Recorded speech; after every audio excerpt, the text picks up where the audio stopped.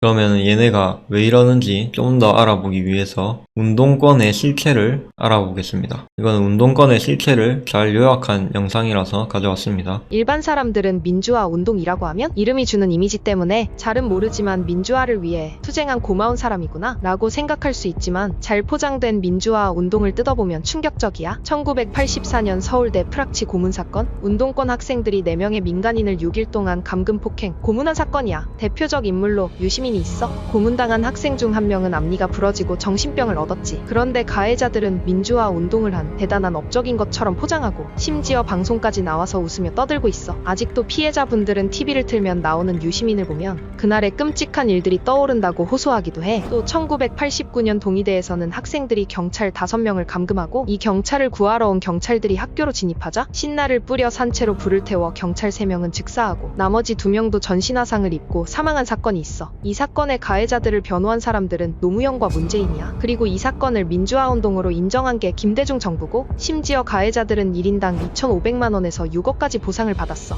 그 당시 수도권 아파트 한 채가 3천만원 정도였으니 엄청 큰 돈이지. 당연히 이 돈은 대한민국의 세금이야. 이런 게 민주화운동의 진짜 모습이고 운동권의 잔인한 과거야. 어때? 민주주의를 지키기 위해 목숨 걸고 싸운다는 이미지와 전혀 다르지? 다시 돌아와서 국가보안법을 위반한 국회의원 23명 중 민주당 박선원이 징역형을 제일 길게 받았다는데 박선원은 문재인 시절 국정원 제1차장으로 임명되었던 사람이고 지금 윤석열 대통령 탄핵에 누구보다 앞장서고 있어. 이 사람의 과거를 보면 주체사상과 사회주의를 옹호하고 국가전복을 시도했던 운동권 출신이야. 반미 성향의 조직 삼민투 위원장 출신으로 1985년 미국 문화원으로 난입하고 바리케이트를 쳐서 3일 동안 미국 문화원을 점거한 사람이야. 대단하지? 이런 사람이 국정원 제1차장이라니. 그 다음으로 정청래, 지금 현재 대한민국 법사위원장이야. 윤석열은 법원에서 내란죄로 사형 선고 받을 거예요. 1989년 정청래는 폭탄을 만들어 미국 대사관저에 난입하여 테러를 했던 충격적인 전과가 있어. 그런데 지금 미국 우방국의 국회의원이라는 게 믿기지 않지? 심지어 정청래는 북한 김일성의 주체사상을 신봉하는 단체 서총련 위원장 출신이야. 더 화가 치미는 것은 지가 감옥에 갔다 온 것을 자랑하듯 으스대는 태도야. 징역을 안 살아봤죠? 저는 2년간 징역 살아봤어요. 대한민국의 운명을 결정하는 사람들이 이래도 되는 걸까? 한국 사회의 최대 비극 중 하나는 순수한 민주화 운동과 반체제 반국가 운동이 제대로 구분되지 않고 무분별하게 섞여버린 점이다. 이 말이 참 뼈아픈데요. 물론 저도 이 운동권을 비판하는 것이 민주화 운동을 한 모두를 비판하는 것이 아니라는 점은 말씀을 드립니다. 저들 중에 공산주의, 사회주의를 신봉하고 김일성의 주체 사상을 공부하고 퍼뜨린 자들을 비판하는 것입니다. 22대 국회에 국법법 위반 전과자는 이렇게 많습니다. 거의 대부분이 민주당이고요. 여기 정청래는 법사위 전체회의에서 지가 빵에 살았던 걸 무용담처럼 자랑한 적이 있는데 이 정청래도 북한 이적단체 서총련 출신으로 미국 대사관저에 난입해 화염병을 들고 테러를 모의했습니다. 대사관저에 난입한 직후 사과탄 및 사제폭탄 한 발을 터뜨렸으며 경비원을 향해 2발을 다시 터뜨렸다. 미리 준비한 쇠파이프로 유리창을 부순 뒤 공간한 응접실로 들어갔다. 이들은 거실 카펫에 신나를 뿌리고 방화를 시도했으나 다행히 내화성에 대하 화재는 발생하지 않았다. 이들은 대사관저 직원을 인질로 삼아 대략 45분간 농성하다 경찰에 연행되었다. 아주 무서운 사람이죠. 여기도 다 더불어민주당, 조국혁신당이고요. 21대 국회에서도 300명 중 100명이 전과자였는데 민주당은 180명 중 67명이 전과자였습니다. 기가 막히죠. 국보법, 집시법 위반이 대부분이라고 하는데 음주운전, 무면허 운전도 34건이나 되네요. 공직선거법, 정치자금법 위반도 있고요. 국보법 위반 35명, 집시법, 방공법, 국가모독, 내란 음모 27명. 이들은 공개적으로 전향선언을 한 적이 거의 없으며 국가 정체성, 국가 안보와는 거리가 먼 활동들을 해왔다고 합니다.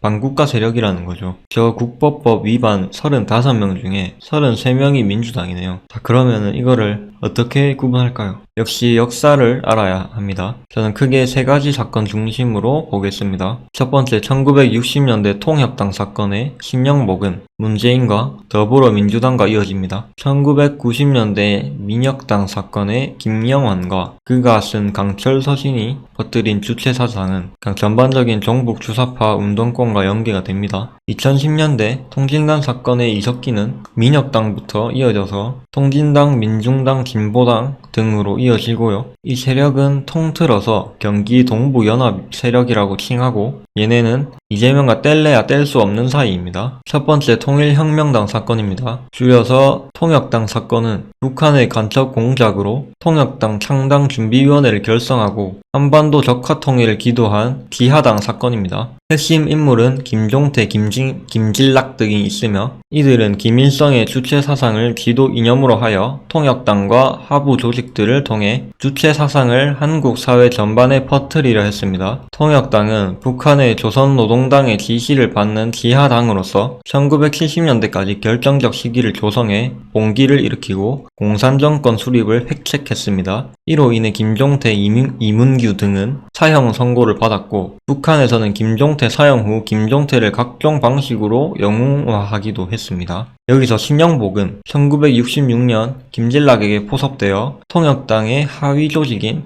민족해방전선의 조직 비서로 활동한 사람입니다. 이자는 사회 다양한 분야의 서클들을 조직하여 주체 사상을 전파하였고 무장 봉기까지 계획한 자입니다. 이런 신영복을 존경한다고 말한 대한민국 대통령이 있는데 바로 문재인입니다. 문재인은 신영복이 더불어민주당의 더불어라는 당명을 주고 가셨다라고 하고 평창 동계올림픽 개회식 환영사에서는 신영복을 존경한다고 커밍아웃 했습니다. 문재인은 민주당 당명뿐 아니라 심지어 간첩 잡는 국정원의 원훈석을 간첩 신영복의 글씨체로 바꿔버리는 만행을 저지른 바가 있습니다. 문재인 대통령 당시 국가안보를 책임지는 4대 기관을 모두 박살을 내버렸는데요. 과거 보안사의 후신인 국군 기무사를 국군안보지원사령부라는 이상한 이름으로 바꿔서 정체성을 모호하게 하고 인원을 1000명 넘게 대폭 줄이고 예산도 30% 삭감했습니다. 또 국정원장 자리에 박지원을 앉혀서 국정원 대공수사권을 폐지하고 경찰로 이관시켜버렸습니다. 이를 민주당이 단독으로 주도했죠. 그리고 경찰청 보안수사대 인력도 감축했습니다. 마지막으로 대검찰청 공안부마저 공공수사부라는 이름으로 공안이라는 상징성을 거세시켜버렸으며 검찰 수사권 완전 박탈을 뜻하는 검수완박을 통해서 검찰 자체를 그냥 박살을 내놨습니다. 이런 문재인의 만행 때문에 방첩사가 국보법 위반자를 체포해서 검찰에 송치한 건수가 문재인 때만 0건이었습니다. 방첩사라는 이름은 문재인이 기무사를 이상한 이름으로 바꿔놓은 것을 윤 대통령이 다시 방첩사로 바꾼 것입니다.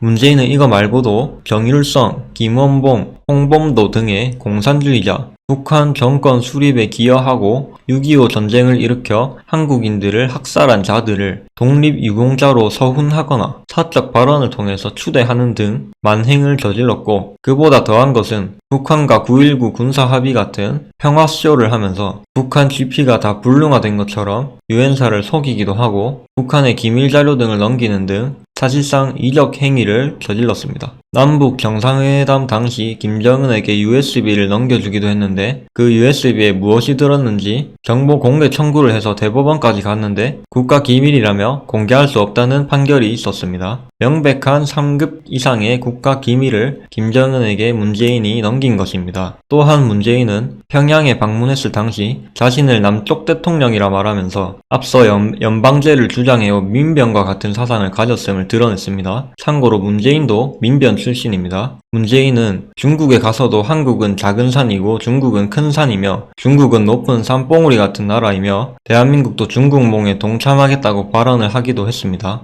역사 교과서 지필에서 6.25 전쟁의 북한 남침 설명을 빼고 중국군 참전 내용도 뺐습니다. 인천 상륙 작전과 한미상호 방위조약 등도 빼고 새마을 운동도 뺐습니다. 동북 공정도 뺐네요. 그 와중에 정경유착은 넣었습니다. 그의 노골적인 친중, 친북, 반미, 반대한민국, 반기업 사상을 보여줍니다. 문재인은 대한민국 대통령 최초로 1948년 대한민국 건국이라는 역사를 부정한 대통령이기도 했습니다. 1948년을 건국이라 주장한 것은 친일 부역배들이 건국의 주역이 되도록 하는 것이라는 궤변적 반일 발언을 하기도 하고 대한민국 건국년이 1919년이라며 역사적 사실 자체를 부인하고 왜곡하기까지 했습니다. 하지만 1948년 5월 10일에 대한민국 영토 안에서 국민들이 직접 주권을 행사해서 총선거를 치렀고 국민에 의해 당선된 198명의 재헌 의원들이 이승만 대통령을 선출하였으며 1948년 8월 15일 대한민국 정부 수립과 함께 대한민국은 국가의 자격 요건인 국민 영토 정부 주권을 모두 갖추고 건국되었습니다. 1948년 12월 12일 유엔 총회에서 대한민국 정부는 한반도의 유일 합법 정부로 승인되며 1948년 대한민국 건국은 전 세계가 인정하고 인식하는 역사적 사실이자 상식이 되었습니다. 더불어민주당도 대한민국 건국이라는 역사적 사실이자 축복을 기리자는 건국절 주장에 대해서 일본이 독도를 자기네 땅이라 우기는 식의 식민사관이라면서 개소리를 했습니다. 1948년이 대한민국 건국년이라는 굴지의 사실을 말하는 것이 어째서 식민사관, 친일사관이며 어째서 상해 임시정부의 법성을 부정하는 것이라는 건지 이해할 수가 없습니다. 김대중 대통령과 노무현 대통령조차 1948년이 대한민국 건국연도라는 역사적 사실을 왜곡하지 않고 광복절 경축사에 언급하며 인정했습니다.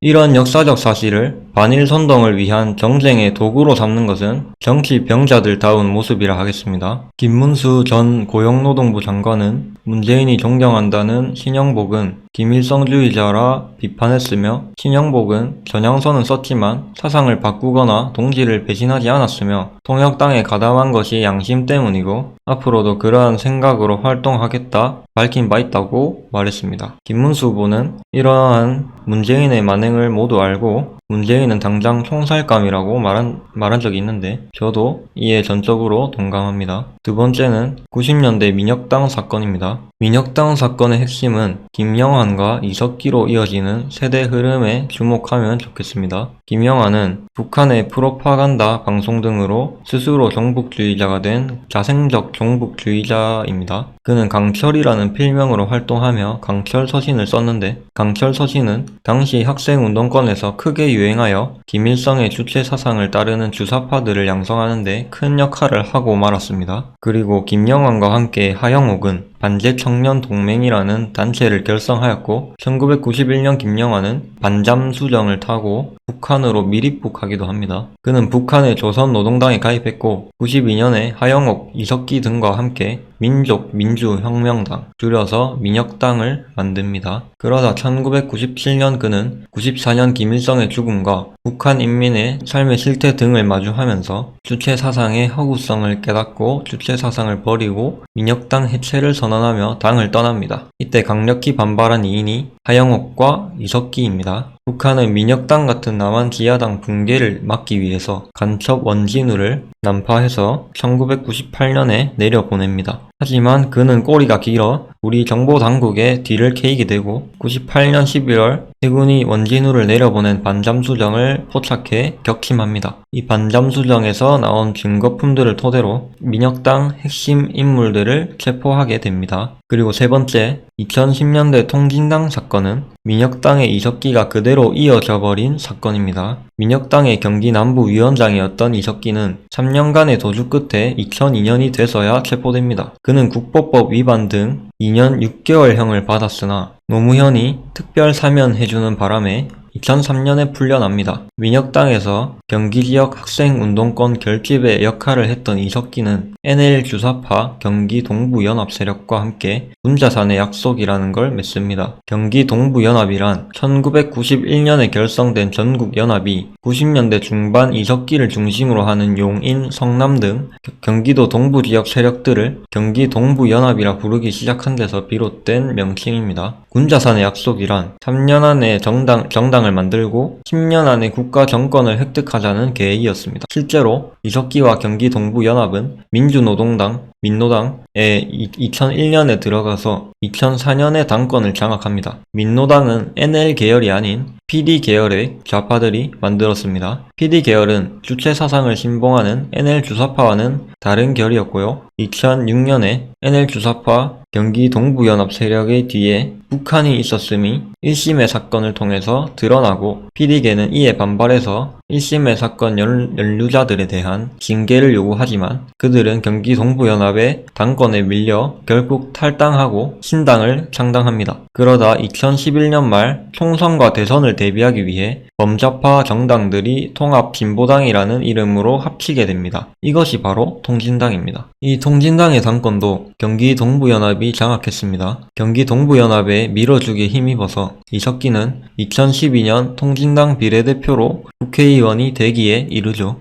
문자산의 약속을 모두 이룬 이석기는 2013년 통진당 인사들과 기하혁명 조직 모임을 가지며 체제 전복과 내란을 음모합니다. 그는 북한 남침 시 구체적인 게릴라전이나 테러전을 모의하기까지 했습니다. 이것이 통진당 내란 선동 사건입니다. 헌법재판소는 당시 이러한 통진당을 해산시키고 통진당 의원 5명은 모두 의원직이 박탈됩니다. 그리고 이석기가 깜빵에 가면서 민혁당의 주축들이 모두 없어진 것으로 보일 수 있겠지만 경기 동부연합 세력들과 통진당의 잔존 세력들은 계속해서 대한민국의 암적인 존재로 활동합니다. 여기서 이 흐름을 기억해 두시면 좋겠습니다. 민혁당, 민노당, 통진당, 민중당, 진보당의 흐름으로 이어지게 됩니다. 경기 동부연합은 이석기와 함께 민혁당에서부터 시작해서 통진당 사건으로 이석기가 빵에 갔음에도 계속 살아남아서 민중당과 진보당으로 진출합니다. 참고로 이석기는 반성의 여지를 보이지 않았음에도 불구하고 문재인이 1년 5개월 전에 가석방을 시켜줬습니다. 이석기를 2003년 특별 사면시켜준 노무현 정부의 민정수석이 문재인이었고 2005년에 그를 복권시켜주기까지 했습니다. 그럼 이제부터 이재명과 경기 동부연합, 통진당의 관계를 보겠습니다. 경기 동부연합과 성남시장, 경기도지사를 했던 이재명의 관계는 뗄래야 뗄 수가 없습니다. 그 인연은 변호사 시절 이재명이 용성 총련을 변호해주면서 시작됩니다. 용성 총련은 한국 외대 용인 캠퍼스 주사파들을 주축으로 한 전대협과 한 총련의 산하 조직입니다. 전대협, 한 총련은 모두 북한 이적단체입니다. 용성 총련에서 시위 등을 하다 잡혀오면 이재명이 변호를 해주는 양상이었고 대표적인 게 현 민주당 의원인 김태년입니다. 또 이재명은 이석기 내란 사건 이후 이석기가 빵에 있을 때 2017년 이석기 석방운동에 동참하기도 했습니다. 이재명이 성남시장이 될 수 있었던 결정적인 이유도 경기 동부연합 덕분이었습니다. 당시 통진당의 전신인 민주노동당, 민노당의 김미희가 성남시장 후보로 나왔는데 이재명과 단일화를 하면서 이재명의 인수위원장을 맡게 됩니다. 김미희와 함께 백승우, 윤원석, 한용진, 이용대, 박주현 등의 경기 동부연합 출신들이 함께 이재명 성남시장 인수위 간부들이 됩니다. 이재명이 성남시장 당시 유일하게 민간 위탁 업체로 신규 선정했던 나눔환경이라는 업체의 경영진 또한 전부 경기 동부연합 출신이었고요. 그 일부는 이재명 인수위 간부들과도 겹칩니다. 이재명은 경기도지사 때도 경기 동부연합 인사들을 중용합니다. 이석치사 사건 가해자이자 한 총련 의장 출신인 강위원, 이종건 치사 사건 가해자이자 한 총련 산하 남총련 의장이었던 정희찬, 한 총련 1기 의장이자 한 총련 결성 등의 혐의로 국법법 위반 징역 3년을 선고받은 김재용 등이 있습니다. 한 총련은 1998년 이적단체 판결을 받았으며 앞서 말한 용성 총련의 상위 조직으로서 역시 경기 동부연합이 장악한 단체로 평가받습니다. 이종건 고문치사 사건의 잔인함을 이야기해주는 기사입니다. 25세 이종건 씨를 1997년 5월 27일 사무실로 끌고 갔다. 이들은 이 씨에게 경찰관으로부터 돈을 받고 학내에 침투한 후 학생 신분을 가장해 동아리에 가입하고 시위에 참여하는 등의 방법으로 학생운동 간부들에 대한 정보를 경찰관에 넘겨줬다는 취지로 진술하라고 하면서 길이 40cm가량의 쇠파이프 등으로 폭행하고 고문했다. 이 씨는 다음날 오전 3시 10분쯤 사망했다. 게다가 민주노총도 경기 동부연합이 장악한 단체입니다. 민주노총의 과거 위원장들 뿐 아니라 현재 위원장인 양경수도 한국외대 용인 캠퍼스 출신의 경기 동부연합 세력입니다. 경기 동부연합은 아직도 이재명 주변에서 활개를 치고 있는 겁니다. 그럼 이 민노총이 어떤 집단인지 더 자세히 알아봅시다. 2023년 민노총 간첩단 사건이 터지면서 4명의 민노총 간부가 국보법 위반 등의 혐의로 기소됩니다. 민노총 조직쟁의국장 석건호 1심 징역 15년 받고 자격정지 15년 받았습니다. 보건의료노조 조직실장 김영수 징역 7년에 자격정지 7년 받았습니다. 양기창 광주 기아노조 간부 징역 5년 자격정지 5년 받았습니다. 그리고 25년 1월 달에 민노총 전현직 간부 2명이 추가로 기소됩니다. 말 그대로 간첩 바치입니다. 민노총은. 수원지방검찰청의 중간 수사 결과를 보면 굉장히 충격적입니다. 이들은 북한의 지령에 따라서 민주노총을 조정하고 장악을 시도했으며 조직과 핵심 조직원의 호칭을 사기업 활동 형태로 위장 은폐했습니다. 신규 조직원 검열과 암호자재 수령을 위한 해외 접선을 했고 또 주요 시설 종사 노조원 등을 통해서 기밀을 수집하고 국가기관망을 마비하는 것을 획책했습니다. 청와대 등 주요 국가기관의 송전선망 마비를 위한 자료를 입수하고 화성 평택 2함대 사령부, 평택 화력, LNG 저장탱크 배치도 등 수집을 지령하기도 했고 그들의 사무실 PC에서 평택 미군기지 오산 공군기지 등 군사시설 및 군용 장비 동영상 사진 자료가 발견되기도 했다고 합니다. 또 이들은 북한 지령에 따라 민주노총을 정치투쟁 선동에 동원하기도 했습니다. 정당 정치와 선거에 깊이 개입하는 등 국내 정치 교란을 했고 국내 정세에 맞춘 시기별 대남 공작 지령과 이행 결과를 보고하기도 했습니다. 철저한 보안 체계로 조직을 운영하면서 보안을 강조했습니다. 더 자세히 보면 이들은 친북 정서를 조장하기 위해 정세를 이용해서 선동 활동을 합니다. 18년차 기령문인데 사회 전반에 김정은 숭배 열풍을 최대로 고조시키기 위한 당면 활동 방향을 보낼 것, 각 지역 부문들에서 김정은 숭배 열풍을 더욱 승화시키고 김정은 숭배 열풍 남북 공동선언 이행 분위기를 최대로 고조시키기 위한 실천 활동들을 벌여나갔으면 한다. 국내 정치 이슈와 관련된 여론 조작을 지시하기도 합니다. 여기 보면은 검찰 개혁, 공수처 설치 이런 걸 내세우라고 하는 게 충격적이죠. 다 문재인이랑 민주당이 한 거니까요. 그들은 반미, 반일, 반보수 투쟁도 합니다. 북한이 싫어하는 게 한미일 동맹과 보수 정권이라는 게 적나라하게 드러난 거죠. 22년 3월 9일 대선 이후에도 윤 대통령의 대북 정책을 비판하고 윤 대통령의 부정부패나 측근의 추문을 집요하게 물고 늘어지고 탄핵 투쟁의 불씨를 지피라는 지령도 있습니다. 22년 3월 21일자 지령문인데 윤 대통령 탄핵 심판 최후 진술을 보면 실제로 3월 26일부터 윤 대통령 선제 탄핵 집회가 열렸고 24년 12월 초까지 무려 178회의 대통령 퇴진 탄핵 집회가 열렸다고 합니다. 취임일이 5월 10일인데 취임하기도 전부터 탄핵 집회가 열렸다는 것도 충격인데 그것이 북한의 지령이었다는 것입니다. 또 보수 언론 구독 거부 운동, 시청 거부 운동, 땡땡일보가 아마 조선일보나 동아일보일 것 같은데 아무튼 가짜뉴스의 전파소굴로 낙인하라고 돼 있네요. 더 충격적인 건 이태원 참사를 대통령 탄핵몰이에 이용하도록 했다는 것이고 탄핵 촛불 집회에 구호까지 똑같이 따라 했다는 겁니다. 국민이 죽어간다, 이게 나라냐, 태진이 추모다 등이 똑같이 집회에 나왔죠.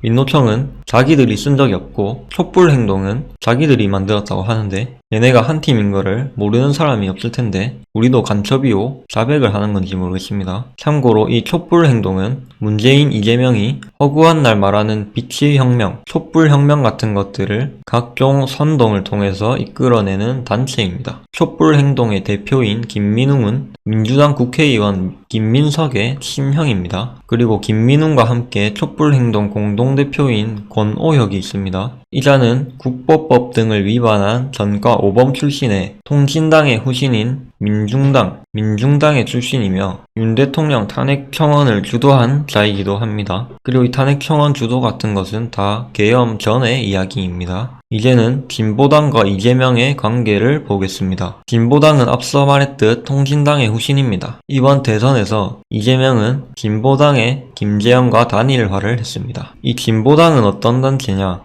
통진당의 후신이다 보니까 당연히 국보법 폐지하려 하고 차별금지법을 제정하려는 극좌 정당입니다. 이 극좌들이 사회를 혼란에 빠뜨리는 핵심이 바로 성별과 가정을 건드리는 것입니다. 학생 인권조례 같은 걸 제정해서 학생의 권리를 비대시키고 교사의 교권은 땅바닥에 떨궈버려서 교육이라는 게 제대로 돌아가지 못하도록 합니다. 서희초 사건 같은 것이 발생한 원인도 이런 배경이 있겠죠. 조희연이라는 좌파 서울교육감이 학생 인권 조례를 끝까지 포기하지 않으려 했죠. 그리고 성교육도 크게 문제인데 성교육에 있어서 절제의 중요성은 가르치지 않고 성관계를 어떻게 하는지 피임을 하면 된다 정도만 가르치고 성관계를 적나라하게 묘사한 그림 같은 걸 교과서에 넣어서 아이들이 호기심에 따라하는 사례도 있다고 합니다. 이와 관련된 다큐멘터리 링크를 제가 PPT에 걸어 두었으니까 보시면 좋을 것 같습니다. 가정을 해체하는 것은 이런 교육뿐만이 아니라 페미니즘 같은 공산주의 사상을 퍼뜨려서 남성과 여성을 찢어놓고 가정 분열을 야기합니다. 페미니즘은 절대 여성 인권을 신장시키는 사상이 될 수 없습니다. 오히려 남성과 여성 모두를 갉아먹는 악마적인 사상입니다. 그리고 이 모든 것들을 사상의 자유로서 무제한 용인하는 최악의 법안이 있습니다. 그게 바로 포괄적 차별금지법입니다. 이미 포괄적 차별금지법 때문에 유럽과 미국 등은 많이 망가져왔습니다. 미국 제이디 벤스 부통령이 유럽 국가들에 대해서 연설을 한 적이 있습니다. 당시 그가 말한 사례들을 읽어보겠습니다. 독일에서는 시민이 안티페미니즘적 글을 올렸다는 이유로 경찰이 시민을 체포했다. 인터넷상 여성 혐오와 싸운다는 명분으로. 영국 정부는 참전 용사인 아담 스미스 코너를 고발했다. 한 낙태 클리닉에서 50m 떨어진 곳에서 3분 동안 조용히 기도하는 극악무도한 범죄를 저질렀다는 이유로. 그는 전 여자친구와 수년 전에 낙태했던 미처 태어나지 못한 아들을 대신해서 기도했다고 말했고, 새로 입법된 완충지대법을 어겼다는 혐의로 유죄 판결을 받았다. 이는 낙태시설 200m 내에서 결정에 영향을 미칠 수 있는 조용한 기도 및 기타 행동을 범죄화하는 법이다. 스코틀랜드 정부는 소위 안전 접근 구역에 거주하는 시민들에게 안내문을 발송했다. 자신의 집안에서 낙태에 관해 사적인 기도를 하는 것도 법에 저촉될 수 있다고 경고했다. 또한 낙태 관련 사상 범죄를 저지른 것으로 의심되는 이웃을 정부에 신고하라고 촉구했다. 트럼프는 미국에서 성별은 남성과 여성뿐이라는 선언을 했습니다. 너무나 당연한 상식이 미국에서는 파괴되어 왔습니다. 몇 가지 예시만 살펴보겠습니다. 오바마는 성중립 화장실이라는 걸 만들어서 성별에 상관없이 이용할 수 있는 화장실들을 설치했습니다. 바이든은 타이틀 9이라는 연방법을 개정하여서 학교나 교사 등이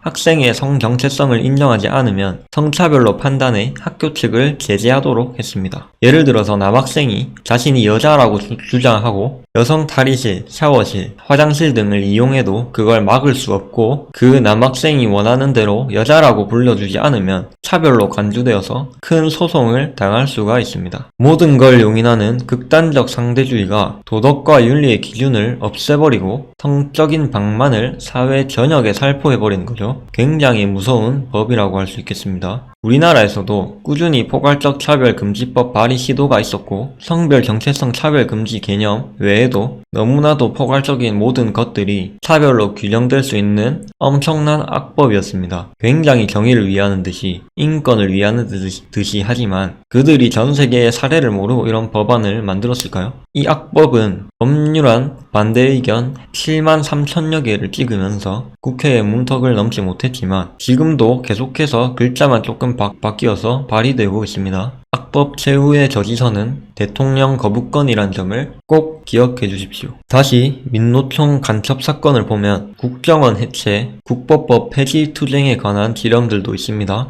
유석기 내라는모 사건 재조사 요구, 민간인 사찰 규탄 집회 등의 내용도 있네요. 앞으로 국보법 폐지를 주장하는 것들은 다 간첩으로 간주하면 되겠습니다. 이석기와 민주당의 관계도 끝나지 않습니다. 민주당이 비례대표 공천을 줘서 국회의원이 되었던 윤미향이 있고 윤미향의 남편 김삼석은 이석기의 학교 후배이기도 합니다. 2016년 북한 류경 식당의 여종업원 12명과 지배인 허강일 씨가 집단 탈북하는 사건이 있었습니다. 허강일 씨는 윤미향과 김삼석이 그를 초대해 여종업원들과 그를 북한으로 돌아가도록 회유했다고 주장합니다. 윤미향은 그런 적이 없다고 해명했고 허강일 씨는 다시 이를 반박했습니다. 그런데 윤미향의 주장을 믿을 수 없는 이유는 너무나도 많습니다. 윤미향은 과거 사드 배치를 반대하고 한미연합훈련을 반대해왔으며 조총련이라는 북한 이적단체 행사에 참석하기도 했습니다. 또 윤미향의 보좌관은 간첩활동을 하다 적발되었고 윤미향의 남편 김삼석은 그의 여동생과 함께 이적단체와 접선하여 주체 사상을 선전하는 등의 혐의로 국법법 유죄 판결을 받은 바가 있습니다. 이는 남매 간첩단 사건이라고 불립니다. 윤미향은 또 위안부 단체 후원금을 횡령한 혐의로 징역 1년 6개월을 선고받기도 했습니다. 이 류경식당 종업원 집단 탈북 사건에 대해서 종업원들을 북한으로 돌려보내려 한 자들은 또 있습니다. 바로 민변입니다. 민변은 이 사건이 국정원이 강제로 이들을 끌고 온 것이라는 음모론을 제기하면서 박근혜 정권의 국정원을 악마화하고 북한 정권에 부역하려는 목적으로 이들을 북송시키려 했습니다. 허강일 씨는 월간조선과의 인터뷰에서 문재인 정권이 이들을 가만히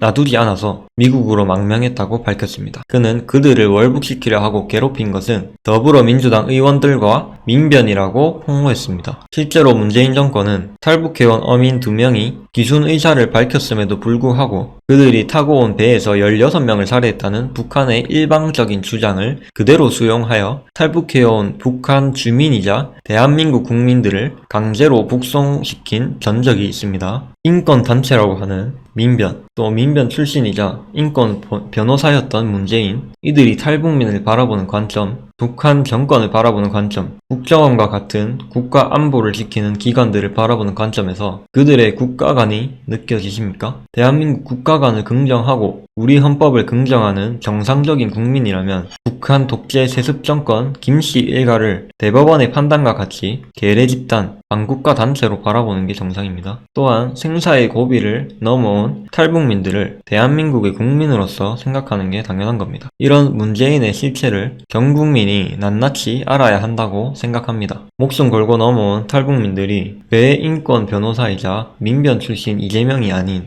윤석열을 지지했고 김문수를 지지할까요? 경북 좌파들은 그들의 국가관은 대한민국을 부정하고 북한을 긍정합니다. 정확히 말하면 북한 정권을 긍정합니다. 그들의 운동권 시절 필독서인 해방전후사의 인식에서는 대한민국은 일제의 지배를 완전히 벗어나지 못하고 미군정의 지배를 받은 태어나서는 안 됐을 국가로 묘사하고 있고 이런 국가관을 가지고 아직까지 살아가고 있기 때문에 북한 주민들의 인권은 개무시해버리고 오히려 북한 독재 정권을 중요시하는 겁니다. 이재명은 과거 천안함 음모론을 SNS에 공유하고 천안함 자폭설을 주장한 이래경을 선임하고 천안함 음모론을 주장한 박선원을 영입하는 등의 만행을 저질러 왔습니다. 그래놓고 뻔뻔하게 서해 장병들을 기리는 행사에 찾아가 유족들에게 문매를 맞았습니다.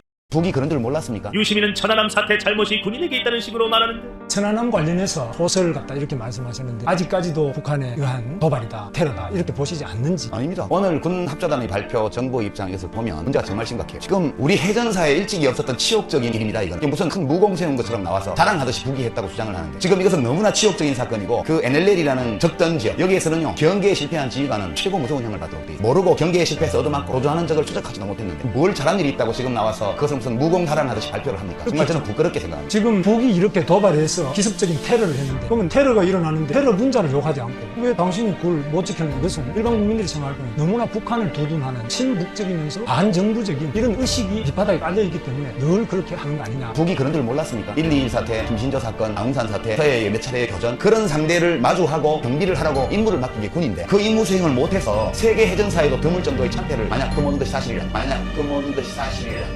이게 유시민을 비롯한 쓰레기 종북 좌파들의 가치관입니다. 저는 이런 자들의 정권 하에서 나라를 지키기 위해 군대에 끌려가는 청년들이 너무나도 안타깝습니다. 저도 이제 전역한 지 막 한 달이 넘었지만 이런 자들이 정권을 잡는 것만큼은 막기 위해서 이렇게 영상을 찍고 있습니다. 이재명은 김정은의 도발 행위를 규탄한다는 명목으로 우리 북한 김정일, 김일성의 노력이 훼손되지 않도록 애써야 할 것이라는 망언도 했습니다. 6.25 전쟁을 일으키고 수많은 한국인을 죽인 김일성, 김정일이 대체 한반도 평화를 위해서 무엇을 노력했다는 것인지 이재명은 죽을 때까지 이러한 자신들의 만행에 책임지고 고통받기를 간절히 바랍니다. 국정원 전 대공수사처장을 지낸 장석광 씨는 국정원과 같은 안보기관이 악마화되는 것에 대해 가슴 아파하며 이렇게 말했습니다. 한국인 절대 다수는 공안기관에서 조사받은 경험이 없지만 문화적으로 안보기관이 악마화되어